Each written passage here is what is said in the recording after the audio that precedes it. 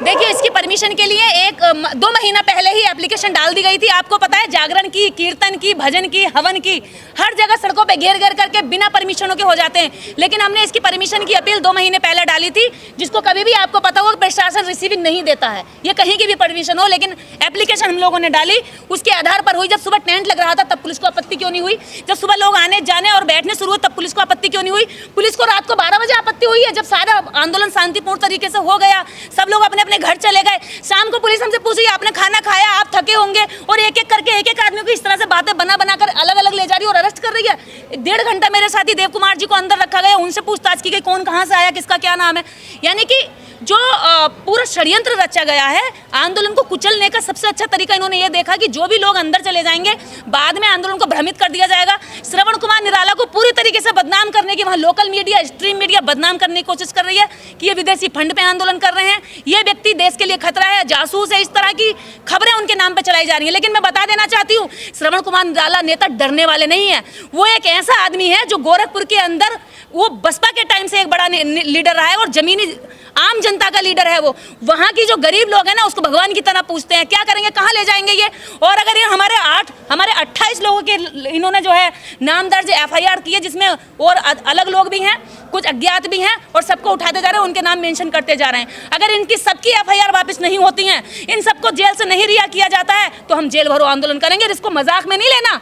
आप हो सकते हैं षड्यंत्रकारी, लेकिन हम आंदोलनकारी लोग हैं, इसी धरती से पैदा हुए हैं, और ये गोरखपुर की धरती से निकले हुए योगी जी, इनको नहीं पता कि उनके ही जनपद में उनके ही गरीब लोगों की मांग उठाने वाले आदमी का उन्हें धन्यवाद करना चाहिए, और वो उनको उठाकर जेल में डाल रहे हैं। क्या कसूर है सीमा गौतम का? क्या दोष है उस सीमा गौतम का जो भूखी प्यासी जाकर के लोगों को उनके मुद्दों को समझाती है? आप कावड़ के नाम पर, कुंभ के नाम पर, मेलों के नाम पर, यात्रा के नाम पर करोड़ों हम जनता के लिए बर्बाद करते हैं। लेकिन हम कह रहे हैं कि हमें जमीन दो, हमें नहीं चाहिए तुम्हारा ये ढकोसला, हमें नहीं चाहिए धर्म। देखिए, प्रॉमिस करने के लिए हम उनको बुला रहे थे, आंदोलन इसीलिए किया गया था।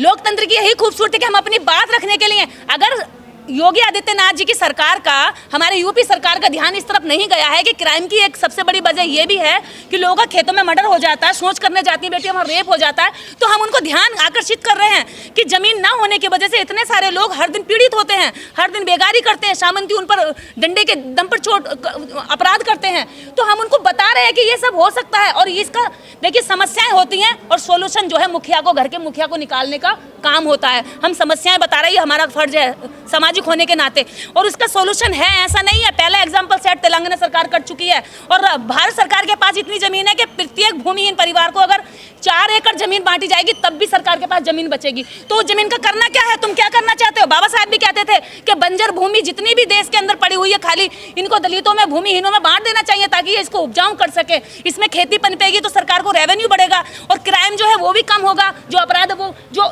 आपस में मारा मारी, रोटी की छीनाछानी, ये भी कम होगी। तो इसमें बुरा क्या है? हम तो चाहते हैं कि अपराध मुक्त हो। और योगी जी खुद कहते हैं कि गुंडे मैंने जेलों में डाल दिए, लेकिन हमारे साथ तो पुलिस ने गुंडागर्दी कर दी। हमारे साथ तो खुद योगी जी ने एक ऐसा व्यवहार कर रहा है जैसे कि हमारे साथ कोई बाहर के गुंडे भी नहीं करते ऐसा व्यवहार। तो देखिए, ये प्रशासन ने पूरी तरीके से प्लान सेट किया, तो योगी जी का बहुत बड़ा प्रेशर था उनके साथ, क्योंकि इसमें डायरेक्ट योगी जी इन्वॉल्व है। या पुलिस का कोई रोल नहीं, हम पुलिस को दोष नहीं देंगे, क्योंकि पुलिस जो है सत्ता के चाबुक से चलती है। हमारा उनसे कोई लड़ाई झगड़ा नहीं है। बिल्कुल है पत्रकार महोदय, देखिए ऐसी स्कीमें सरकार बनाएगी, ये मेरे हाथ में नहीं है कि मैं स्कीम, देखिए ऐसी स्कीमें सरकार बनाती है। समस्याएं जब, ऐसा तो पहले भी नहीं था कि देश के अंदर जो है यहाँ पर जनधन योजना लाई गई, आधार योजना लाई गई, कितनी सारी योजनाएं लाई गई हैं। क्या देश के अंदर जमीन वितरण योजना नहीं आ सकती? क्या योगी सरकार या भारत सरकार? आपका जो सवाल है कि क्या सरकार के पास किस प्रकार की स्कीम है, तो इसका जवाब ये है कि इससे पूर्व में, चाहे वो इंदिरा गांधी की गवर्नमेंट रही हो, चाहे मायावती की सरकार उत्तर प्रदेश में रही हो,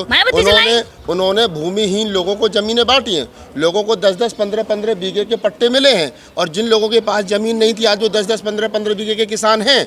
तो ऐसा नहीं है कि ये कोई पहली बार डिमांड की जा रही है। सरकार भूमिहीन लोगों को जमीन दे करके उनको जमीन को, जो बंजर भूमि है उसको उपजाऊ बनाती है, लोगों को रोजगार मिलता है, लोगों को रोटी मिलती है। सरकार जो 5 किलो अनाज लोगों को दे करके अपना पीछा छुड़ा रही है, आज जो अम्बेडकर जन मोर्चा संगठन गोरखपुर में श्रवण कुमार निराला जी के नेतृत्व में काम कर रहा है, उसका मांग यही है कि आप लोगों को 5 किलो अनाज मत दीजिए, आप लोगों को 1 एकड़ ज़मीन दीजिए। उस ज़मीन को वो उपजाऊ बनाएंगे, मेहनत करेंगे, दूसरे के खेतों में जाकर के उनकी बहन बेटियों का बलात्कार होता है, उससे वो बचेंगे, उनका शोषण होगा, शोषण मुक्त समाज बनेगा और लोग आत्मनिर्भर बनेंगे। सरकार आत्मनिर्भर बनाने की बात कर रही है ना, तो आत्मनिर्भर बनेगी कैसे भाई? ना तो सरकार के पास ना रोजगार है, ना नौकरी है, ना कुछ है। तो आप 5 किलो अनाज मत दीजिए, जो आपके पास सरकारी ज़मीन पड़ी है, जो बंजर ज़मीन है, उसको गरीबों में, भूमिहीनों में बांट दीजिए, तो लोग आत्मनिर्भर बन जाएंगे। सरकार, माननीय प्रधानमंत्री का जो कहना है वो उस पर सरकार जो उसको साकार करेगी सरकार। दूसरा, लोगों को जो गिरफ्तार किया है, जो पत्रकार कितने, क्या कोई बड़ी मीडिया का भी है? अभी जो हमारे पास जानकारी है कि जो लोग पत्रकार है जो यूट्यूबर वहाँ गिरफ्तार किए गए हैं, उसमें समतावास टीवी के मनोज अंतानी हैं, आवाज़ भारत से संतोष कुमार अम्बेश हैं, पब्लिक दस्तक से रमेश भारती हैं और एनवी न्यूज जो है चैनल जो है उसकी नीलम बौद्ध और उनके हस्बैंड जो उनके साथ कैमरामैनी का काम करते हैं जय भीम प्रकाश जी, ये लोग मीडिया से हैं। बाकी तमाम लोग जो हैं, चाहे SR दारापुरी साहब हैं, चाहे प्रोफेसर सिद्धार्थ रामू हैं, चाहे कुछ लोकल नेता हैं वहाँ के, ये तमाम लोग अभी तक, जैसा निर्देश जी ने बताया, कल शाम तक की जो जानकारी है और आज सुबह तक की जानकारी, लगभग 18 लोग अभी तक पुलिस की गिरफ्त में हैं। ये सुनने को भी मिल रहा है, आप पे आरोप लगे कि आपको विदेश से फंडिंग आ रही है। देखिए, ये कोई पुलिस का पहली बार कहना नहीं है। आंदोलन ये वाला हो, आंदोलन इसके बाद में और भी होंगे, आंदोलन इससे पूर्व में भी हुए हैं। जितने आंदोलन सरकार से मानवता की, इंसानियत की और इस देश में अपने अधिकारों को बनाए रखने के लिए किए जाते हैं, सरकार उस पर यही आरोप लगाती है। और ये आज से नहीं, आप 50 साल पुराना कोई आंदोलन उठा करके देख लीजिए, उनको कहते हैं इनको तो चाइना से आंदोलन होती है। अगर इस देश का गरीब, मजदूर, शोषित, पीड़ित आंदोलन करे तो सरकार उसको कहीं ना कहीं माओवादी और नक्सली बताने का काम करती है। दलित करे तो उसको भी कहीं ना कहीं माओवादी और नक्सली बनाने का काम करती है। मुसलमान करे तो उसको पाकिस्तानी बताने का काम करती है। ये सिख करे और क्या नाम दूसरा करे तो उसको खालिस्तानी बताने का काम करती है। और अगर और बहुत सारे लोग हैं जिनको क्या नाम है, अब तो अर्बन नक्सल और अर्बन नक्सलवाद से और दूसरा बहुत सारे नामों से करती है। ऐसा नहीं है। इस देश का जो 85% 88% समाज है, जो SC ST OBC गरीब, मजदूर, शोषित, पीड़ित समाज है, जो भूमिहीन समाज है, वो अपनी मांगों को लेकर के 100 साल पहले भी रोड पर था और आज भी रोड पर है। और ये देखिए, मैं ये नहीं कह रहा हूँ, हमारे ही एक पुरखे ने कहा था कि जब सड़कें वीरान हो जाती है तो संसद जो है वो आवारा हो जाती है। हमारे जैसे लोगों का काम, पत्रकारों का, एक्टिविस्टों का ये काम है कि हम संसद को आवारा होने से रोकें।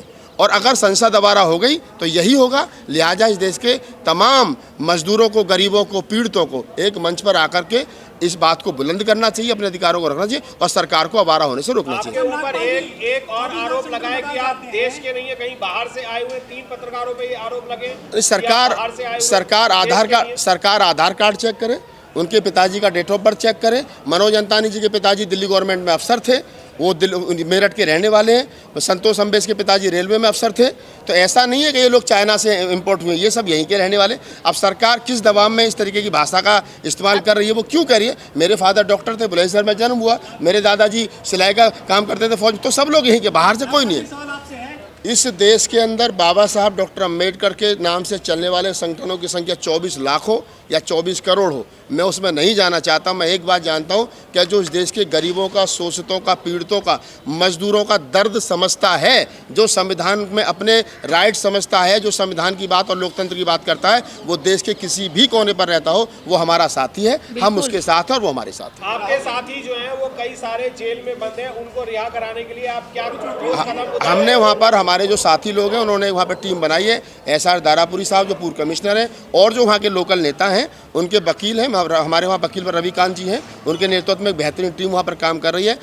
एप्लीकेशन मूव की गई थी तो उसमें सुनवाई करने से अभी लोअर कोर्ट में लगाई थी तो रिजेक्ट कर दिया, सेशन कोर्ट में लगाई थी, तो अभी 20 तारीख को ओपन सुनवाई ओपन कोर्ट में होगी। पुलिस भी अपना पक्ष रखेगी, हमारे वकील भी अपना पक्ष रखेंगे। और हम तो कह रहे हैं, दूध का दूध, पानी का पानी होना चाहिए। अगर पुलिस को लगता है, सरकार को छोड़िए, अगर जुडिशरी को ये लगता है कि हमने गलती की है गरीबों की आवाज़ उठाकर, तो ठीक है, इसके लिए जो भी सज़ा मिलेगी वो देखेंगे संविधान के दायरे में। और अगर जुडिशरी को ये लगता है, न्यायपालिका को ये लगता है कि नहीं हम लोग ठीक थे, तो ठीक है, हमको बाइज्जत बरी की जाए और हमें इस देश की न्यायपालिका पे पूरी उम्मीद है। बिल्कुल। और दूसरी बात यह है कि वहाँ की जो लोकल मीडिया है, जो स्ट्रीम मीडिया है, वो वहाँ कोशिश कर रही है ये दिखाने की कि निराला राजनीति में अपना भाग्य आजमाने की कोशिश कर रहा है इस तरह के आंदोलन से। तो हम ये जानना चाहते हैं कि क्या ये जो स्ट्रीम मीडिया है, दैनिक जागरण, दैनिक भास्कर, क्या इनका राजनीति पे कॉपीराइट है कि कोई दलित राजनीति नहीं कर सकता, दलित अपनी बात रखेगा तो उसे राजनीति कहकर बदनाम कर दिया जाएगा? यानी कि हम अपनी बात बोलेंगे तो नेतागिरी हो जाएगी, वो हम पर अत्याचार करेंगे तो बहुत बड़ा न्याय हो जाएगा, बहुत बड़ा मतलब बहुत बड़े बन जाते हैं। ये मीडिया का सेटअप है। इस देश के अंदर पत्रकारिता करते करे राज्यसभा चला जाए, जुडिशरी के लोग जुडिशरी में रहते हुए राज्यसभा चले जाएं, कोई आपत्ति नहीं, लेकिन एक आदमी, आम आदमी की आवाज़ उठाता हुआ अगर राजनीति में चला जाए तो अपराध मानते हैं। ये नहीं है, हर आदमी की अपनी सोच है, हर आदमी के अपने राइट्स है, उसके साथ उस काम करना है। तमाम साथी जो लोग यहाँ आए, मैं सबका धन्यवाद करता हूँ। आपका बहुत बहुत धन्यवाद, आपने इस गोरखपुर मामले को पूरी पुरजोर तरीके से हमें यहाँ समर्थन दिया। आपका धन्यवाद तमाम साथियों। एक बात और, जितने भी लोग हमें सुन रहे हैं, देख रहे हैं, वो प्लीज़ आवाज़ उठाएं, क्योंकि श्रवण कुमार निराला और सीमा गौतम, वो दोनों का परिवार वहाँ पे बहुत ज़्यादा दर्द में है। और जब 1 एकड़ ज़मीन की मांग श्रवण कुमार निराला जी और सीमा गौतम कर रहे हैं तो वो केवल अपने परिवार के लिए नहीं कर रहे हैं, उत्तर प्रदेश की समस्त जनता के लिए, उस जनता के लिए जिसके पास भूमि नहीं है। और मुझे लगता है इस देश का जो दलित है, जो अल्पसंख्यक है, जो अति पिछड़ा है, उनके पास ज़मीनें नहीं है। तो ये सबकी आवाज़ है, आप सब इसको आगे पहुँचाइए, हमारी हेल्प करिए। इस समय हम लोग तकलीफ में, कुछ पता नहीं है कि मेरी गिरफ्तारी कब हो जाए, राहुल नागपाल जी की भी कब हो जाए, ये हमें कुछ भी नहीं पता है। हो सकता है इसके बाद तुरंत हम पुलिस अलर्ट होकर के हम लोगों के तक पहुंच जाए। हम यहाँ तक कैसे पहुंचे ये हम लोग ही जानते हैं, और अभी तक हम सुरक्षित हैं। इसके पीछे भी हम लोगों की सूझबूझ और हमारे बहुत सारे लोगों का सहयोग है जो हम यहाँ तक अभी सुरक्षित हैं। तो आप लोगों से मेरी हाथ जोड़ के अपील है कि ये समाज की लड़ाई है, ये आप लोगों की लड़ाई है, भूमिहीनों की लड़ाई है, गरीबों की लड़ाई है। इस लड़ाई को मजबूत करिए। श्रवण कुमार निराला और सीमा गौतम को बचाने के लिए हमारा साथ दीजिए। हमारे लोग जेल में, हम रात को सो नहीं पा रहे हैं, पता नहीं उनके साथ कैसा व्यवहार किया जा रहा है, क्या हो रहा है, कैसे कर रहे हैं, कुछ हमें नहीं पता दिया जा रहा है। क्योंकि पहले दिन भी रिजेक्ट कर दी थी हमारी अपील, और अभी हमें 20 का भी कुछ भरोसा नहीं है कि हमारे साथ क्या होगा। तो मेरी आप लोगों से हाथ जोड़कर अपील है कि इस आंदोलन को सपोर्ट करिए, इन लोगों को बचाने के लिए हमारी हेल्प करिए।